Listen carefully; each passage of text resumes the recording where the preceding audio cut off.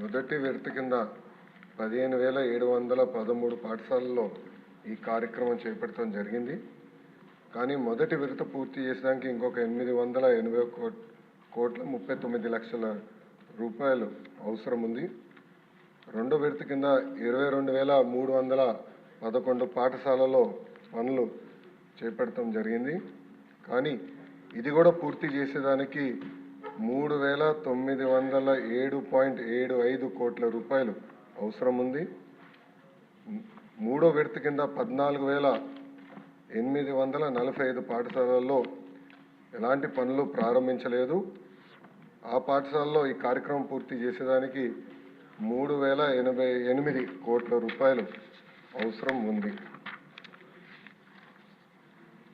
రెండో ప్రశ్న వివరాలు.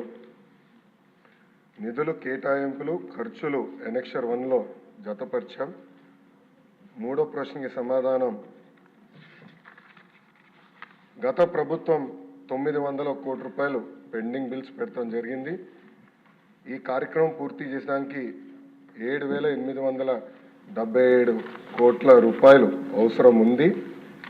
గత ప్రభుత్వం ఈ కార్యక్రమంలో చేపట్టిన ప్రభుత్వ పాఠశాలల్లో 72,117 విద్యార్థులు సంఖ్య తగ్గుతాం కూడా జరిగింది.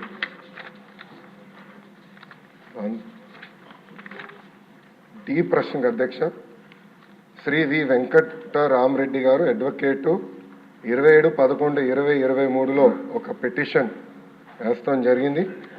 ఆ పిటిషన్కి సంబంధించిన ప్రాథమిక దర్యాప్తు రిపోర్ట్ MD APEWIDCకి వస్తాం జరిగింది. కానీ ఫైనల్ రిపోర్ట్ ఇంకా రావాల్సిన అవసరం ఉంది.